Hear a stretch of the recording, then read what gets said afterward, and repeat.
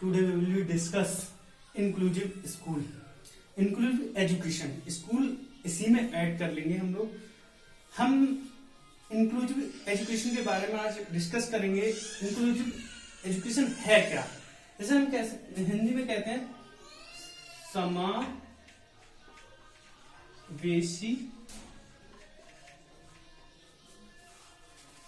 शिक्षा। समावेशी शिक्षा को समझाने से पूर्व मैं आपको एक एग्जांपल देना चाहूंगा कि समावेशी शिक्षा का जो कॉन्सेप्ट है वह हमारी गवर्नमेंट पॉलिसी ने क्यों लिया। जैसे आप देखते हैं कि नेचर होती है, नेचर मतलब हमारी प्रकृति है, प्रकृति में हमारा सन सभी को समान रूप से अपनी रोशनी प्रदान करता है, किसी में भेदभाव नहीं करता है। उसी तरीके से गवर्नमेंट ने भी एक पॉलिसी लाने की कोशिश करी कि हम अपनी जो शिक्षा व्यवस्था है वो इस तरीके से लाएंगे कि सबको समान शिक्षा व्यवस्था ला सके। उसी का एक अंग, एक टाइप कह सकते हैं इंक्लूसिव एजुकेशन है। इंक्लूसिव एजुकेशन का अर्थ क्या है? तो यह एजुकेशन सिस्टम का एक प्रणाली है, टाइप्स है।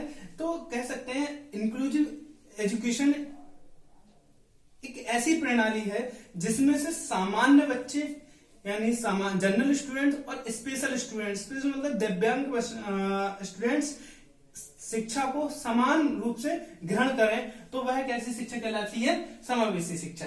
इसमें 2 टाइप्स के स्टूडेंट्स आते हैं। कौन कौन से स्टूडेंट्स आते हैं समावेशी शिक्षा में? तो स्टूडेंट्स की जो श्रेणी होती है वो 2 टाइप्स की होती है।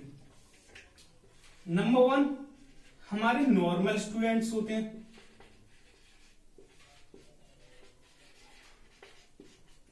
नंबर 2 हमारे कौन से होते हैं?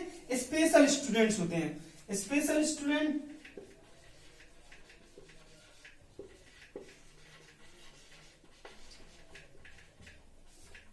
स्टूडेंट्स, अब हम इनको किस तरीके से कैटेगरी करेंगे कि कौन से स्टूडेंट्स नॉर्मल स्टूडेंट्स हैं और कौन से स्पेशल स्टूडेंट्स हैं। तो हम स्पेशल और नॉर्मल स्टूडेंट्स की ये जो श्रेणी है वह हम 2 टाइप से करते हैं।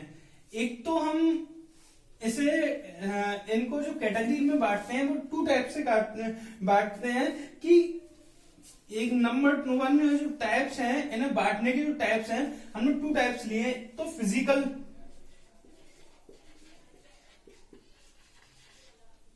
फिजिकल एबिलिटीज के आधार पर हम मानते हैं कि कौन सा स्टूडेंट्स कैसा है, मतलब नॉर्मल है और या स्पेशल। और नंबर 2 हम नापते हैं मेंटल से।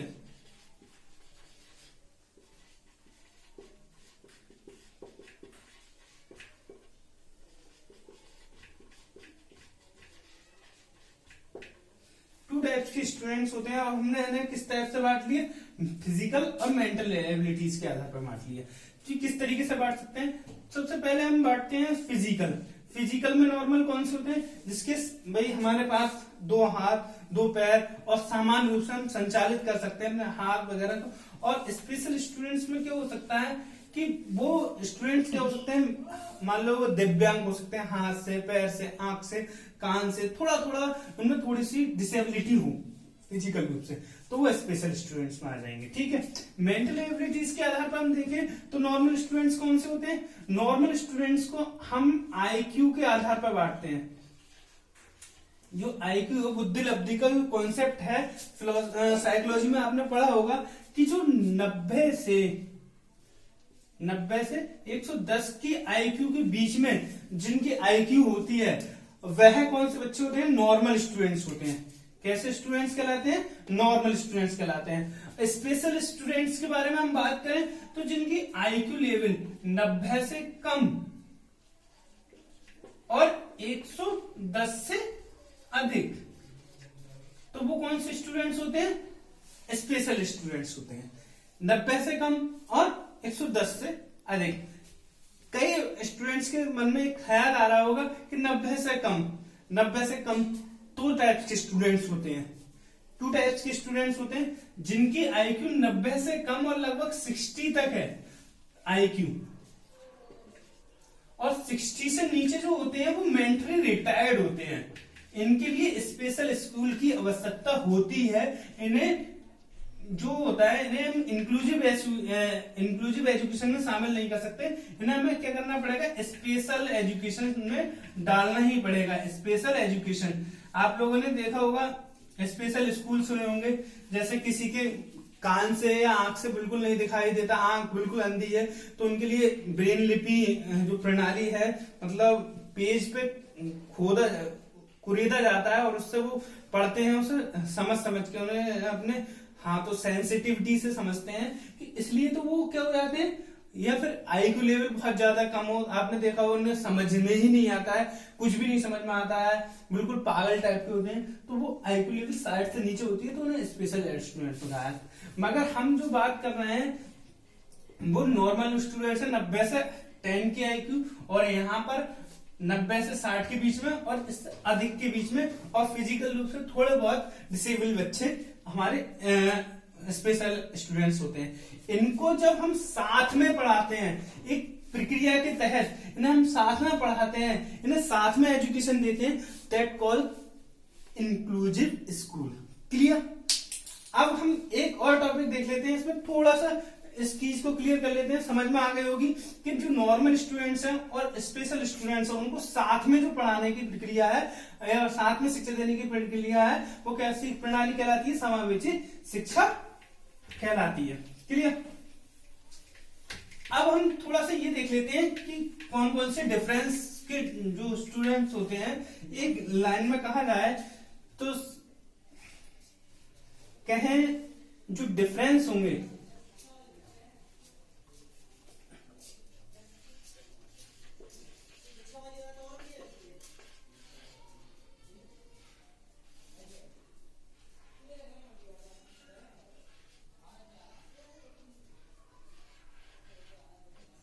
डिफरेंस अंतर,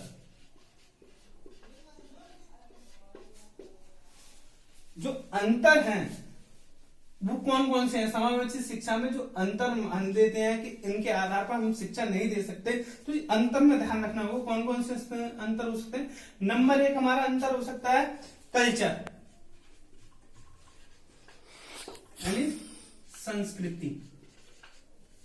भाई हम संस्कृति के आधार पर डिफरेंस मानते हैं और उन्हें शिक्षा देने में हमें समस्या आती है, तो हमारे जब स्कूल में हम जिस स्कूल में पढ़ाते हैं, जिस हम टीचर के रूप में कार्य कर रहे हैं, तो हमारे सामने बहुत डिफरेंस टाइप के स्टूडेंट्स आएंगे जिनके कल्चर अलग अलग होगा, तो हमें उन्हें भी समावेशी शिक्षा देनी चाहिए। ठीक है। Number 2 gender. जेंडर मतलब लिंग। हमारा जो भाई हमारे सामने कई तरीके के जेंडर होते हैं, चाहे वो मेल हो, चाहे वो फीमेल हो, या थर्ड जेंडर हो, तो उस टाइप की भी शिक्षा व्यवस्था होगी, तो हम उनके आधार पर भेदभाव नहीं करेंगे, उन्हें समान रूप से शिक्षा देंगे। नंबर 3 की बात करें हम, तो हमारा हो सकता है लैंग्वेज।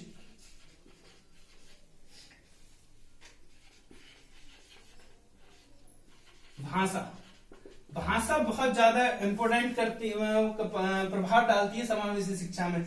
समावेशी शिक्षा में क्या होता है, कोई इंग्लिश लैंग्वेज से पढ़ा हुआ बच्चा और कोई हिंदी मीडियम से पढ़ा हुआ बच्चा है, तो उसके लिए दोनों भाषाएं अलग अलग हो जाती हैं और वो पढ़ने में असक्षम हो जाता है। तो हमें एक टीचर के रूप में, एक समावेशी शिक्षा के रूप में हमें ध्यान में रखना होगा, जैसा मैं पढ़ा रहा हूँ, मैं आपको मोस्टली वर्ड हिंदी में बोल रहा हूँ, पर भी हमें कुछ वर्ड्स इंग्लिश में बोल रहा हूँ, जिससे जो बच्चा है वो इन समावेशी शिक्षा के आधार पर पढ़ सके कि जेंडर लिंग को कहते हैं, लैंग्वेज भाषा को कहते हैं, तो इस तरीके से वो अपनी भाषा को समझ सके।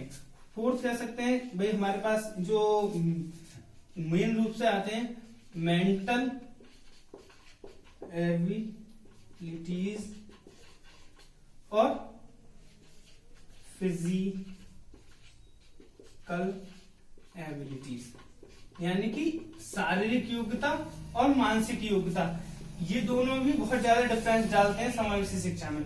नंबर 6 हम कह सकते हैं इंटरेस्ट।